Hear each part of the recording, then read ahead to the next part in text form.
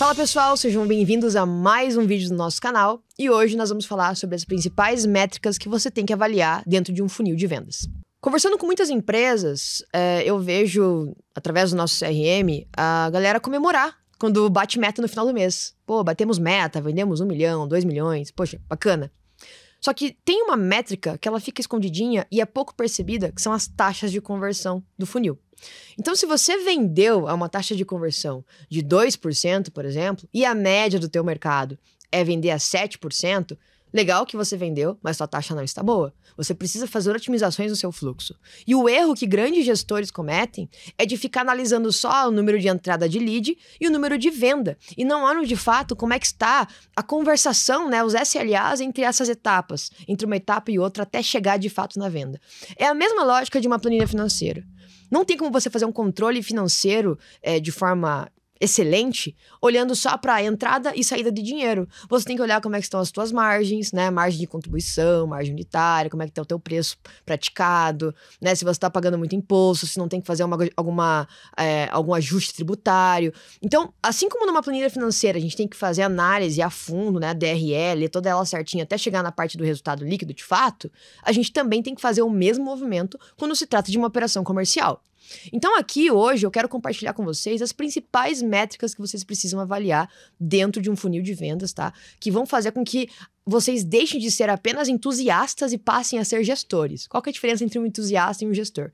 O entusiasta só acelera a equipe na segunda-feira e cobra a meta no final do mês. O gestor não só faz essas cobranças e esses incentivos, mas também sabe analisar as métricas de forma adequada para poder fazer as otimizações necessárias para que você não fique, né, com um rombo no próximo mês ou nos próximos 3 meses a respeito da meta de vocês. Certo? Então vamos para as métricas principais. Antes de entrar nas métricas, é importante entender que em alguns vídeos aí no nosso canal eu sempre menciono sobre os principais gargalos que existem num processo comercial, né? Então hoje, quando a gente vai analisar os nossos clientes, a gama de contatos aí que a gente tem na nossa plataforma, a gente vê que existem 4 principais gargalos, tá, dentro de um processo comercial. Primeiro contato, follow-up, fechamento e não saber medir nada disso. Medir o processo é uma das partes mais importantes. Por exemplo, primeiro contato, né? Às vezes eu não sei quantos leads foram contatados pelo meu time, então eu não sei se de fato minha equipe está sendo eficiente nos contatos. Não adianta nada eu cobrar a venda do pessoal se ninguém entrou em contato com todo mundo, toda a demanda que chegou no comercial, por exemplo. Follow-up, às vezes eu tenho ali uma gama de contatos, ali um monte de contatos no meu pipeline de vendas, mas eles estão parados lá 7 dias, 6 dias, e ninguém sabe o que está acontecendo com aquele lead, né? Ninguém falou mais com ele, ninguém mandou mais nenhuma mensagem, então não foi feito um acompanhamento daquele contato, né? Então é uma falha, né? Um gargalo de follow-up. Fechamento, um monte de gente em proposta enviada que não se sabe qual que é o status, qual que é o próximo passo, vai fechar ou não vai, né? Então tá ali, até o cliente resolver chamar a gente de volta para dizer que vai querer fechar, ele tá ali esperando alguém entrar em contato com ele. Então, esses são os 3 principais gargalos, mas o pior do que ter esses gargalos é você não saber que você tem esses gargalos. E aí que entra o problema de medição. Se você não mede os seus processos, você começa não sabendo por que vendeu e termina não sabendo por que quebrou. Porque uma coisa é você saber por que não vendeu. Outra é você não saber também por que vendeu de fato.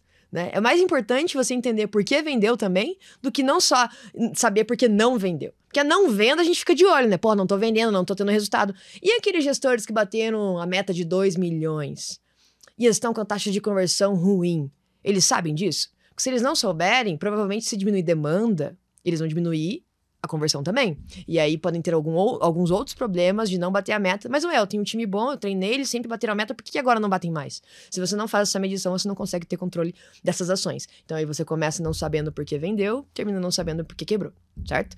Então quais são as 2 principais métricas? Vamos lá, se você tiver um CRM aí, ou se você tiver a própria Groner, quais são as 2 principais métricas que um CRM precisa te oferecer? Dados, né, que ele precisa te oferecer.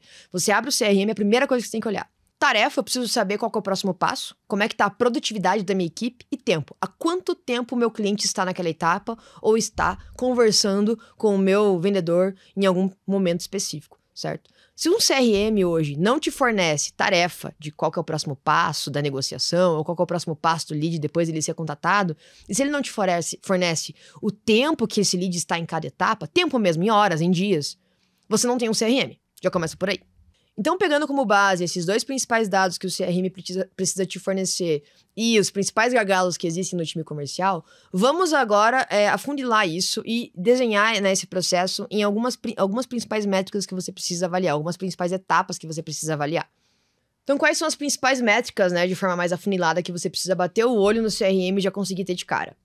Novo lead, oportunidades geradas, número de fechamento, número de leads perdidos e motivos de perda. Se hoje você não tem no teu fluxo um pipeline só para leads perdidos ou motivos de perda, porque é normal a gente perder leads ao longo do processo, vai ter um vídeo ainda no nosso canal que vai te explicar exatamente como desenhar um pipeline de vendas ideal, adequado para o teu processo, tá? Mas hoje, batendo o olho, são essas 5 métricas aí principais que você tem que olhar. Quantos leads novos eu tive, quantas oportunidades, ou seja, oportunidade está ali entre proposta e agendada e proposta aceita, proposta apresentada, enfim. Quantas oportunidades foram geradas, quantas vendas foram feitas, leads perdidos totais e o motivo de perda de cada um. É porque fechou com concorrente? É porque o nosso preço está muito alto? É porque ele não me respondeu? Porque o motivo, ele vai me dizer também, ele vai me guiar onde está o gargalo. Isso é um gatilho muito importante, tá? Se eu sei o motivo de perda, eu não só concluo da minha cabeça que leads de tal origem são piores do que o outro. Então eu tenho mais leads perdidos do time de prospecção ativa do que do time de marketing. Então os leads que vêm do time de prospecção ativa são piores. Não, se eu tenho motivos de perda, independente do canal deles, que também é um cohort que a gente pode avaliar, mas independente do canal que eles vêm, eu sei qual que é o motivo, em que momento ele está sendo perdido. Então, se é sem resposta, por exemplo, talvez meu time de vendas esteja falhando na primeira abordagem. A gente teve um processo aí esses tempos de um cliente que estava com uma taxa de conversão, né, de tentativa de contato para resposta, eles estavam com 17%. Então, as pessoas, só 17% respondiam de fato e agendavam uma reunião. E aí, com uma pequena mudança na abordagem desses leads, foi para 55% a taxa, que ainda não é boa. Mas é muito melhor do que 17%. Eles estavam perdendo muitos leads. Era porque o marketing estava ruim? Era porque a prospecção ativa estava ruim? Não. Eles só precisam fazer uma mudança na abordagem. Esse também é um ponto, né, abrindo uma janela, que eu vejo um grande erro que as empresas cometem, tá? Ficam muito focadas em fazer estratégias de marketing, em gerar os leads e tudo mais. E aí o marketing tem que criar novas abordagens, tem que fazer novos vídeos, tem que fazer acontecer, né? O céu e a terra. Só que daí chega no comercial, não se esforçam um segundo para mudar a proposta comercial, para mudar a primeira abordagem do contato. Usam o mesmo script há séculos, né? E aí esperam resultados diferentes com relação a isso. Então tem que também ser analisado. Assim como os criativos de anúncios são otimizados, assim como a abordagem do time de prospecção ativa ela é otimizada, também tem que ser otimizado. As tentativas de primeiro contato com o cliente também tem que ser otimizado. A proposta comercial que é apresentada, todo o processo tem que ser otimizado para tentar buscar sempre as melhores taxas, certo? Agora, entrando mais a fundo dentro de cada uma dessas métricas, desses dados, né, dessas etapas, então, novo lead, oportunidade, fechamento, a gente tem algumas métricas que é importante a gente avaliar, né? Vamos quebrando esses dados para a gente poder entender melhor como é que estão os resultados mais a fundo ali no teu funil de vendas. Pegando as taxas de conversão no mercado, tá? Quando a gente fala de novo lead e oportunidade, entre essas duas etapas, normalmente existe uma taxa ali que a gente pode considerar como saudável de 30%. Então, entre lead e oportunidade, eu tenho 30% de qualificação, ou seja, que, são leads qualificados, são leads bons. É o meu cliente ideal. Não necessariamente que vão te responder, mas que estão aptos. Então, ele tem um consumo na conta de energia que eu considero adequada para o meu negócio, é um bom lead para mim. Né? Eu posso vender para essa pessoa, certo? 30%. Então, na parte de entre lead e oportunidade, a gente tem quantidade de leads, tentativa de primeiro contato, agendamento de proposta e proposta enviada.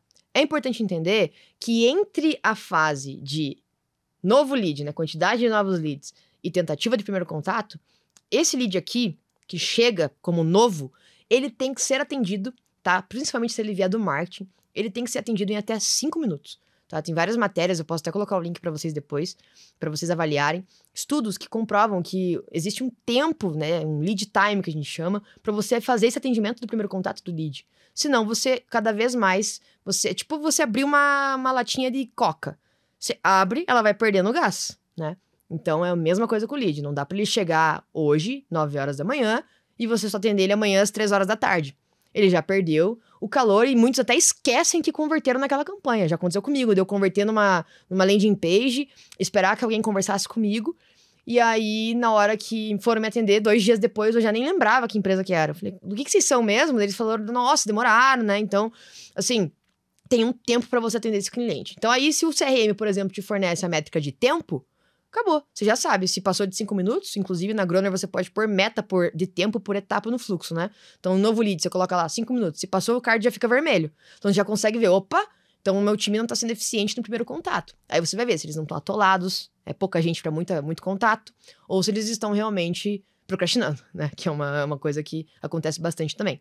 Então, ali, entre lead e oportunidade, você não vai só olhar de forma isolada para lead e oportunidade. Você vai olhar também de forma mais, né, a fundo ali, a parte de quantidade de leads que entraram, tentativas de contato, apresentações agendadas e propostas enviadas. Para entender onde que eu tô perdendo esse lead. Beleza, eu tenho 60 leads novos e só 10 são, de fato, oportunidades de negócio. Por quê? Aí você vai ver a fundo. Ah, porque dos 60 leads, só 30 foram atendidos. 30 a gente tentou contato. Os outros não tentamos contato, não sei porquê. Aí você vai investigar. E aí, somente desses 30, alguns eu agendei proposta, porque eles não responderam, por exemplo, porque daí eu descobri isso com motivo de perda. E desses que responderam para agendar proposta, somente alguns, de fato, participaram da reunião de apresentação da proposta. Então, aí você percebe como você vai tendo mais dados para entender onde é que você está perdendo o lead, onde é que você está perdendo ele ao longo da tua fase, ao longo do teu processo. Beleza, então entre novo lead e oportunidade, esses são esses pequenos dados aí que você precisa, né, pequenas etapas que você precisa entender as taxas de conversão entre uma etapa e outra. Passando para outra fase, para outra parte agora do processo, entre oportunidade e venda, normalmente para leads que vêm da internet, a taxa de conversão entre essa etapa e outra é em torno de 6 a 10%, tá? Agora, tem clientes que de indicação a taxa é muito maior, 30%, 40% acaba fechando. Se vem de prospecção ativa, fica ali nos 25%, 30%. Então, não toma como base só essas taxas que eu tô falando. A melhor forma de você avaliar as taxas de conversão é pegando, né, a média do que você já praticou até aqui e buscando ser melhor a cada dia, lógico. Pegar uma métrica geral do mercado é importante para você ter um benchmark, para você poder ter um critério aí para seguir. Pô, isso aqui pode ser uma meta bacana de taxa de conversão, né? Uma métrica geral. Mas, né, também não desenho nada. Ah, então minha taxa de conversão aqui é 2%, então amanhã vai ter que ser 10%. E eu vou mandar todo mundo embora se não fazer as 10%. Não tem que ser assim, né? Você tem que ir construindo isso com o tempo, colocar objetivos e ir construindo isso aí com a tua equipe comercial, certo? Para a parte entre oportunidade e venda, é aí que nós vamos olhar para assinatura de contrato, para follow-up, a gente vai olhar para fechamento, para proposta aceita. Entre proposta aceita, por exemplo, e fechamento, quantos leads de fato fecharam dos que aceitaram proposta? Porque aí eu posso entender, que é o que está acontecendo hoje em dia, por exemplo, que eu tenho um gap gigantesco na parte de financiamento. Crédito não está sendo aprovado. Então, aí eu vou ter que buscar outras financeiras para fazer parceria, eu vou ter que, às vezes, abrir meu próprio financiamento e tal. Então, tipo, eu vou ter que correr atrás, certo? Então, o lance aí que a gente entende, né, olhando para esse funil, que você vê que, às vezes, o teu gargalo não tá necessariamente no novo lead. O teu gargalo tá aqui. Cara, eu tenho muita proposta aceita, galera quer fechar, mas não tem como pagar, né? Porque não foi aprovado o crédito, ou realmente não tem condição de pagar à vista. Então, aqui, olhando, né, entre oportunidade e venda, aí que eu vou observar. Então, dos que tem proposta aceita ou dos que tem proposta enviada, quantos meu time tem acompanhado?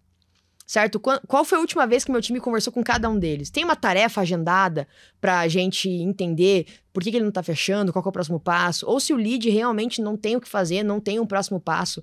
Tem alguma coisa que indica que ele foi perdido? Ele foi perdido? Ele virou uma oportunidade futura? Ele é um lead que a gente pode considerar que não vai ser um cliente nosso?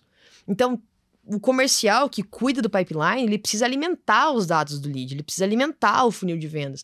E aí, olhando para essas métricas, para esses dados, para essas etapas de uma forma mais isolada, você consegue ter o controle disso. Se o teu comercial, de fato, está fazendo follow-up com o cliente, se ele está... se as propostas enviadas e aceitas de fato fecharam, e se existe um gap ali, por exemplo, na assinatura de contrato. Existe, de todos os contratos que nós enviamos, ninguém assinou nenhum. Por quê? Aí você começa a levantar algumas perguntas no teu processo, e esses questionamentos fazem com que você seja um gestor e não um entusiasta, certo? Espero ter ajudado nesse vídeo a te clarear um pouco mais a mente sobre as principais etapas que existem no funil de vendas e como você pode metrificar e olhar para cada uma delas. Então não vamos esquecer, né, que existem ali os principais dados de forma macro que você precisa analisar, que é lead, oportunidade, proposta enviada e venda, né? Então você tem que olhar para essas principais métricas e também para totais de leads perdidos e os motivos de perda desses leads. Isso de forma mais macro. Aí depois, né, eu mostrei para vocês um pouco de como se aprofundar em cada uma dessas etapas. Só que existe um processo dentro de tudo isso que é o follow-up. O follow-up eu chamo que é um processo que azeita a jornada entre cada uma dessas etapas. É quase uma manteiguinha que você passa ali um óleo, é o cimento que une ali os dois tijolos. Então, se você não tiver o follow-up acontecendo muito bem ali, que não se trata de um script, se trata de uma conversa com o teu lead, esse processo não vai fluir. Desde o novo lead até o fechamento. Não vai fluir. Vai ficar quebrado, vai ficar truncada a comunicação, vai ficar robotizada, tá? Então, vai ter um vídeo aqui agora no canal que nós vamos falar sobre follow-up, tá? Especialmente sobre follow-up, como montar tipos de follow-up. Não perca o nosso vídeo, né, sobre follow-up, se você tem interesse em saber mais sobre essa técnica. É tão importante para o processo comercial. Não esqueça de se inscrever no nosso canal, compartilhar os vídeos com as pessoas que você admira, com as pessoas que você gosta. E continue nos acompanhando que vai ter muita novidade por aqui.